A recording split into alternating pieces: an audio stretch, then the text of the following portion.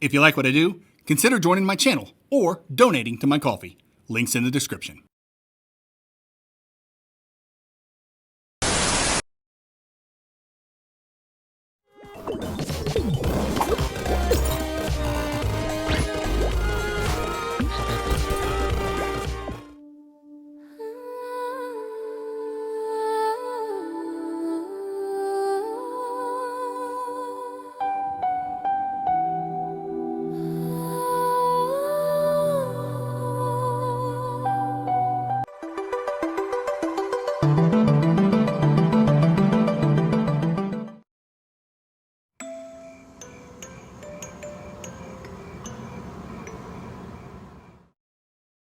Little Nemo. Now that's a blast from the past. If you're a kid of the 90s like me, or a kid of the very early 1900s like my great-great-grandpa, you might remember Little Nemo in Slumberland. It started as a comic strip by Winsor McCay way back in 1905, following a young boy drifting into fantastical dream worlds every night. Each strip built towards some whimsical, bizarre, or gravity-defying moment before ending with Nemo waking up on the floor, tangled in his blanket. It's one of the earliest pieces of visual storytelling, famous for its imaginative worlds and ahead of its time panel work. But the comics weren't my introduction. I met Nemo and Flip through the fondly remembered NES game Little Nemo, The Dream Master, and the movie that hit US theaters in 1992. Nearly 90 years after the first comic strip dropped. It blows my mind how old this property is. And seeing it revived for modern audiences in Little Nemo and the Guardians of Slumberland is honestly pretty exciting. So, what's Nemo's latest adventure about? Nemo arrives in Slumberland after being gone for a while, only to find a darkness called Oblivion eating away at the world. Now he and Flip have to rescue the Guardians of Slumberland and push back the Oblivion before it consumes everything. Is this revival of a century-old franchise a dream come true? Or is this an adventure we should sleep on? Combat. Nemo's combat is kinda tough to explain. It's simple on the outside, but there's a lot of mechanics at work under the hood. Initially, Nemo can only pluck stuff out of the ground and then chuck it at enemies. He can even pluck enemies and chuck them at other enemies, a loving homage to Super Mario Bros. 2, the best Mario game. Soon you'll find your yo-yo, your main method of dispatching foes. It's no vampire killer, but Nemo's yo-yo has some reach. Unfortunately, Nemo himself does not have any cool skills to go with his weaponized toy.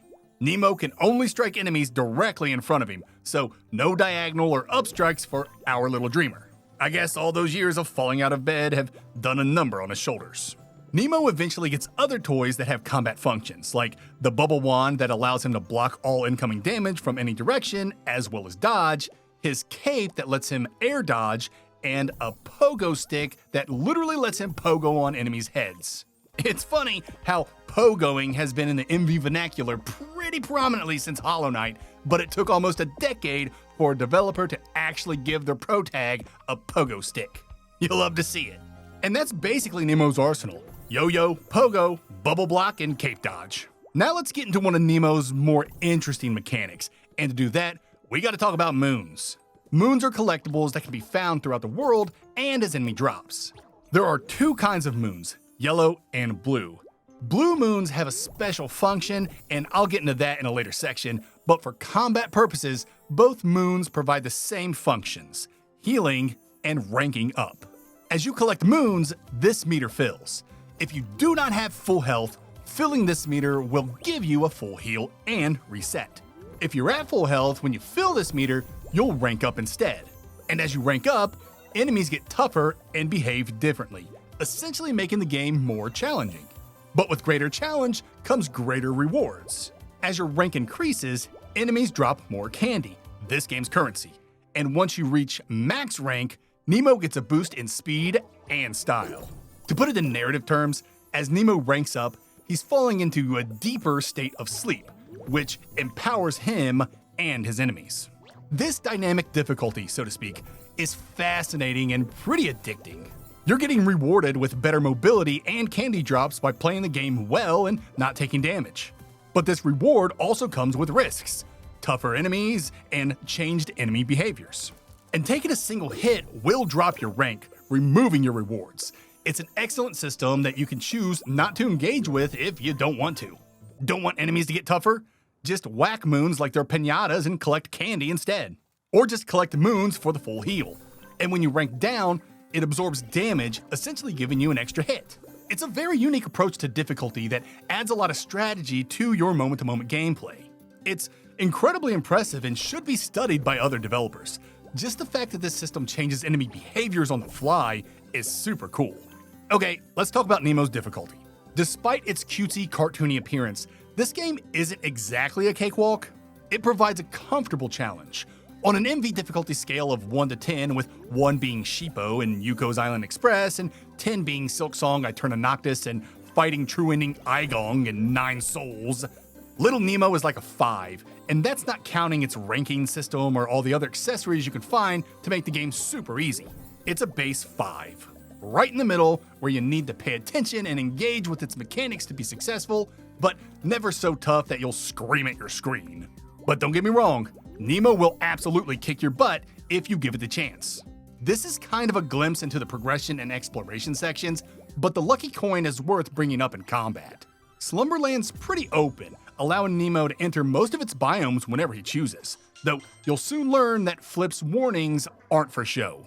Going into a biome prematurely will be much more difficult if you haven't assembled any lucky coins.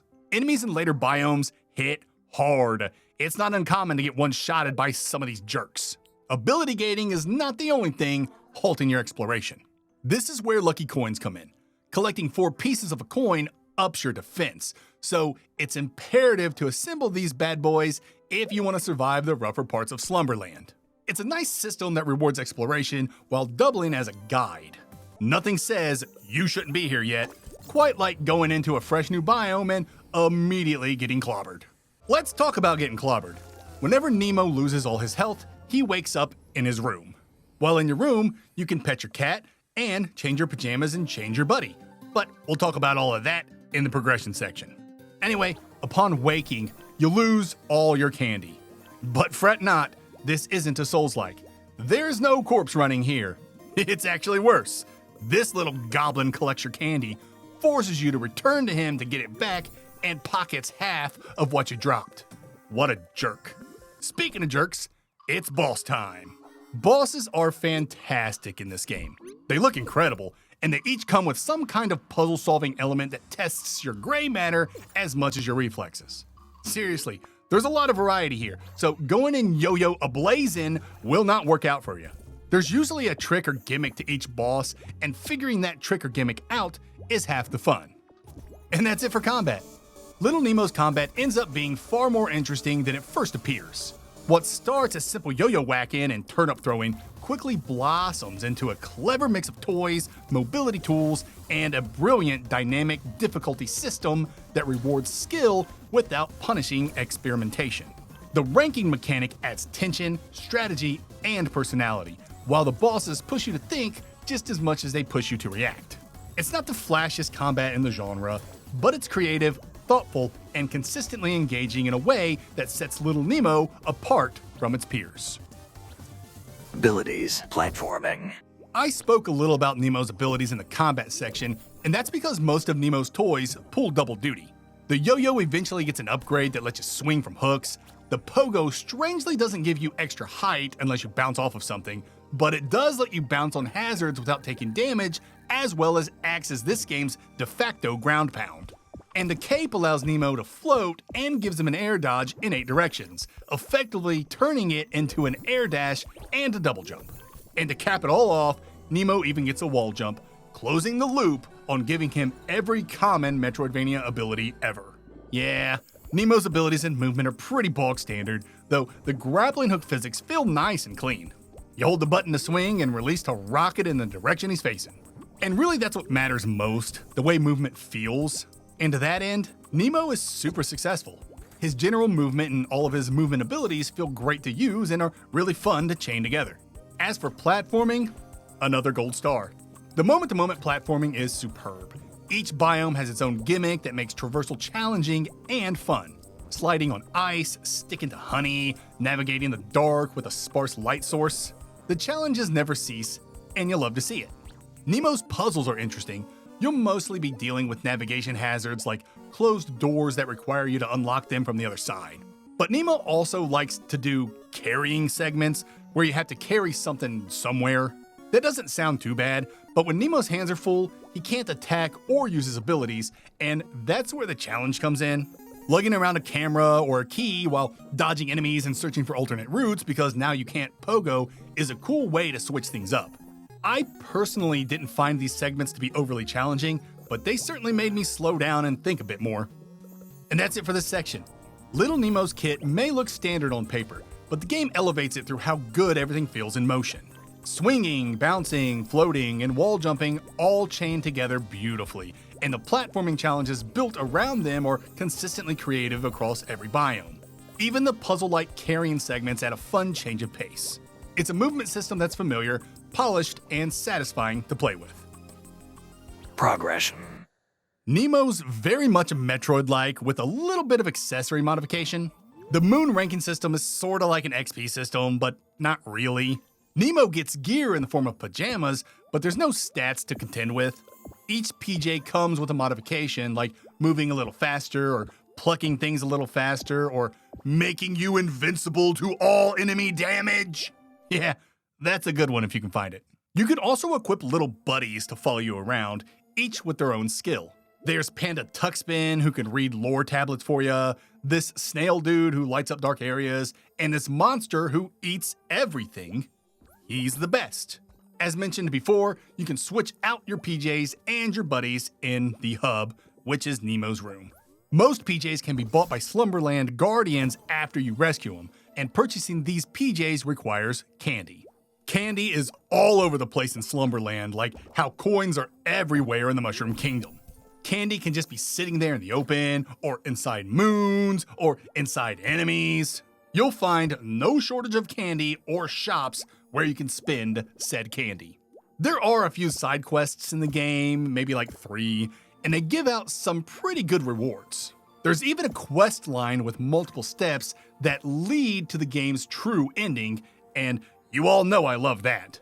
The last thing to discuss is something I already brought up, lucky coin fragments. If you recall, collecting 4 upgrades your defense, and that's really the only stat you can increase. There's not even a find 3 heart pieces to increase your HP thing to find. It's not that big of a deal because there's lots of other things to discover, and I suppose increasing your defense is a suitable substitute. My one complaint with the lucky coin / damage system is that the damage numbers aren't representative of the actual damage you're taking. I was a little confused at first when I got hit with 3 damage, but only lost 1 heart due to my lucky coins. It's slightly confusing, but really just a nitpick. And that'll do it for progression. Little Nemo's progression is light but charming, leaning more on playful customization than traditional stat building. Pajamas and buddies give you fun, flavorful tweaks, the candy economy is cute, and lucky coins provide the one meaningful defensive boost you'll actually feel. It's not a deep progression system by any stretch, but it complements the game's tone and exploration nicely, giving you just enough tools to shape your run through Slumberland without ever bogging you down in numbers. Exploration. Exploring Slumberland is a whole lot of fun. As mentioned earlier, Slumberland's pretty open from the start. You're more than welcome to explore most biomes as you come across them. Well, welcome is a bit of a stretch given how likely a later enemy will knock you back to reality. And of course, each biome is creative and beautiful in its own way, and that makes exploration that much more enjoyable. When it comes to guidance, Little Nemo has many tools it uses to ensure players know the intended route. Flip will call and warn you if a biome is too dangerous, and she'll outright tell you where to go at every plot point. Your next objective is always on the map, and there's even a hotline you can call to get some help, given you have enough candy for the tip. It's exceptionally difficult to get lost in Little Nemo, and that may be an issue with some Metroidvania enthusiasts. As for me, I didn't mind. I just ignored everything and did my own thing, and that was a blast. Slumberland has so many hidden secrets that the map doesn't show, like false or breakable walls. There are even a few secrets that feel like you're jumping out of bounds, which was always a neat feeling, especially back during the NES era, which is exactly the feeling these secrets are trying to replicate, I'd wager. There's lots to collect while you're out and about. PJs, little buddies, candy, lucky coin fragments, cassette tapes so you can listen to the game's excellent music. But the most common thing you'll be searching for are blue moons. There's a set amount of blue moons in each biome, and every time you collect one, it tells you how many there are in total after you collect your first 10 blue moons. Collecting 10 blue moons in a biome opens up fast travel in that biome. Fast travel is a little burdensome. It's cool that you can travel between save points, but first you have to go to your room and set the destination. It's not awful, it's just an extra step that really doesn't seem necessary beyond narrative and aesthetic reasons. So, quick recap. Collecting 10 blue moons in a biome unlocks fast travel in that biome. And collecting all blue moons, that's for you to discover. Because I didn't do it. I may come back and do it, but for now, I will bid you good luck, because some of these suckers are hidden pretty well. As for world design, it's fantastic, with plenty of surprising and elegant ways biomes feed into one another. And while Nemo is a heavily guided experience, it's also fairly open, letting you enter biomes from multiple directions while still providing clear, hard stops to keep you on the intended path. Some of these stops come from overly strong enemies, ability gates, and, most uniquely, the Oblivion. Oblivion is this spacey, watery substance that's eating away at Slumberland. It damages you on contact and blocks off huge portions of each biome. Once you find that biome's Guardian's Scepter, usually after a boss fight, and return it, the Guardian helps Nemo remember, pushing the Oblivion away. Suddenly, the whole biome opens up, revealing new routes, secrets, and areas you couldn't reach before. This recontextualization is brilliant, both mechanically and psychologically. Each biome effectively has two versions, and it genuinely feels like you're exploring a new world once the Oblivion is gone. It also breaks the usual Metroidvania rhythm of enter biome, get ability, beat boss, move on. Instead, defeating a boss invites you to stay, retrace your steps, and see what the world looks like now that the darkness has been lifted, and it's incredibly satisfying. There are plenty of incentives to return to biomes too. Blue moons, special items, and even narrative beats that require revisiting earlier areas. All of this helps Slumberland feel more cohesive and organic, even within its guided structure. I'll top off this section by discussing the in-game map. It's organized and functional. It's a blocky grid affair that's kinda ugly in an Excel spreadsheet kind of way, which is a bit disappointing given how beautiful every other facet of the game is. But it does its job exceptionally well. Maybe a little too well for MV enjoyers who like a little mystery in their exploration. Nemo's map logs everything automatically. Vendors, blue moons, special items, beds, NPCs, inaccessible areas, one-way streets, everything. It also logs leads for you so you know where you haven't been yet. Personally, I didn't mind this handholding. I especially liked that one-way streets were clearly visible, but I know some Metroidvaniers don't like it, so that's why I figured I'd mention it. That's it for exploration. Little Nemo's exploration strikes a great balance between openness and structure, letting you wander Slumberland freely while still giving you plenty of tools to stay on track if you want. Each biome is packed with secrets, clever throwbacks, and hidden paths that reward curiosity, and the steady flow of collectibles keeps every detour worthwhile. Even if the fast travel system adds an extra step and the map leans a bit too organized for mystery-hungry MV fans, the overall experience is delightful. Slumberland is simply a joy to explore, whether you're following the intended route or blazing your own. Atmosphere, narrative. While Nemo has many strengths, its atmosphere and presentation are its strongest. This game is stunning. Little Nemo is an IP that's been in the public domain for decades, and Dicesoft was not shy in taking liberties with the franchise. Guardians of Slumberland's visuals are very different than any iteration we've seen to this point. They even turned Flip from a clown dude to a punk rocker chick. And you know what, Dicesoft? I gotta say, I love what you've done with the place. The hand-drawn art with its sketch-like borders and its coloring book aesthetic are supremely charming. And the, quality yet choppy animations and bright colors give off major child's programming vibes. And the nostalgia doesn't stop there. Nemo clearly wears its inspirations on its pajama sleeves. Of course, we have the plucking of animals and enemies from Super Mario Bros. 2, the greatest Mario outing. But you also have the whole spooky mask chasing you once you pick up a key bit, an absolute classic. Returning a Guardian's scepter to transform them to human form? That's Super Mario Bros. 3, baby. And just look at this.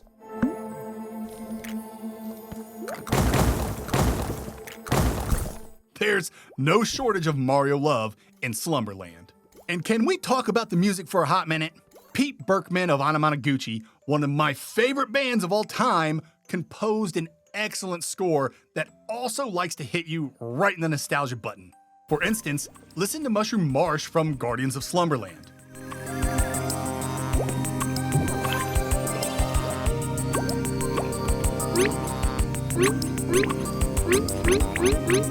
Now listen to Sticker Brush Symphony by David Wise from Donkey Kong Country 2.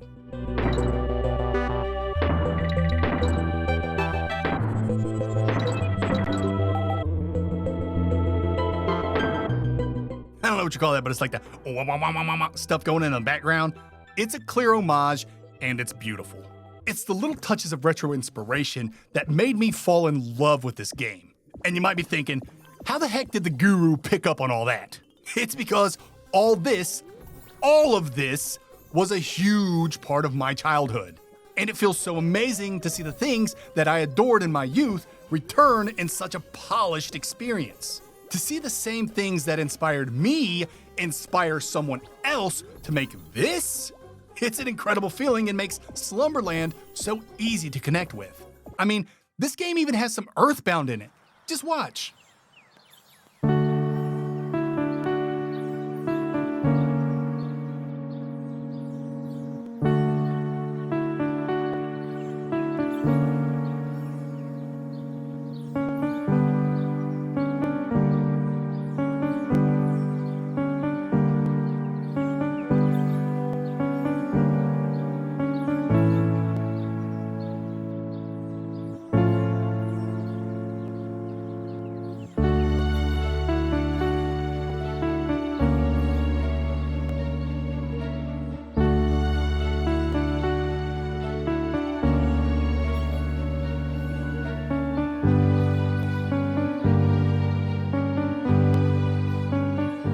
This scene happens every time you return a scepter back to its guardian, and you can't tell me that didn't feel like gathering a new melody for the Soundstone in Earthbound. I genuinely loved these moments, and I'd be lying to you if I said the ending of Slumberland didn't bring a tear to my eye. Anyway, I feel like I blew past Pete Berkman's contributions. Let's take a moment to listen to some of my favorite tracks. But be warned, this stuff is great. Dreamswept Plains is still stuck in my head.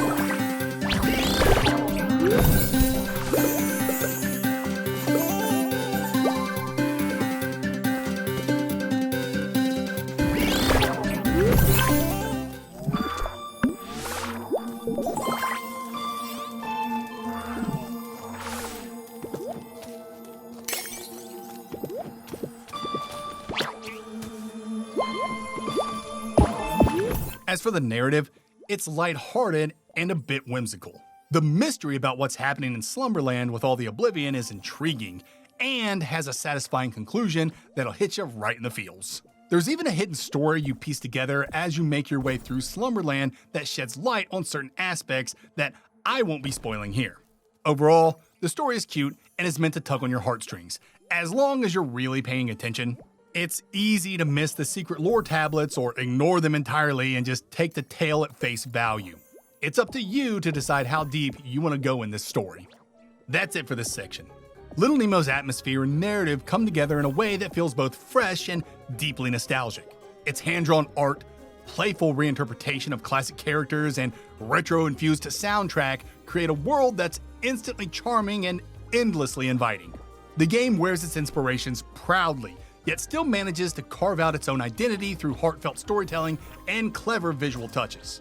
Whether you're soaking in the vibes, uncovering hidden lore, or just basking in the childhood memories it evokes, Slumberland is a place that's incredibly easy to fall in love with. Final thoughts and score. Little Nemo and the Guardians of Slumberland is a beautifully crafted, nostalgia-soaked adventure that turns Slumberland into one of the most charming Metroidvania worlds in years. It's an imaginative adventure that blends clever combat systems, polished movement, and joyful exploration with some of the most charming presentation in the genre. Its dynamic difficulty and puzzle-driven boss encounters keep combat engaging, while its platforming and traversal feel consistently smooth and satisfying. Progression is light but flavorful, and Slumberland itself is a delight to uncover thanks to its secrets, collectibles, and guided but open structure. The real star, though, is the atmosphere. A heartfelt fusion of hand-drawn art, retro inspirations, and an incredible soundtrack that makes the entire experience feel both fresh and nostalgic. It's not the deepest Metroidvania mechanically, but it's one of the most lovingly crafted. I award Little Nemo and the Guardians of Slumberland a 9.5 out of 10. I played Little Nemo and the Guardians of Slumberland exclusively on the Steam Deck. I got some frame rate dips pretty often until I tweaked some video settings, then the game ran pretty smoothly. Therefore, I'm giving the game a Steam Deck rating of verified. Fair placement. Little Nemo and the Guardians of Slumberland is a fun Metroidvania from beginning to end. It's bursting with personality and packed with clever ideas, from the dynamic ranking system to the adorable little buddies. I especially loved how each biome gets recontextualized once you clear the Oblivion, opening new routes and secrets that make Slumberland feel alive. And while Nemo isn't the toughest enemy around, its accessibility and smooth difficulty curve make it a fantastic entry point for newer players, with plenty of challenge waiting for anyone who wants to push the ranking system or hunt down every blue moon. Little Nemo and the Guardians of Slumberland dreams its way into the B tier.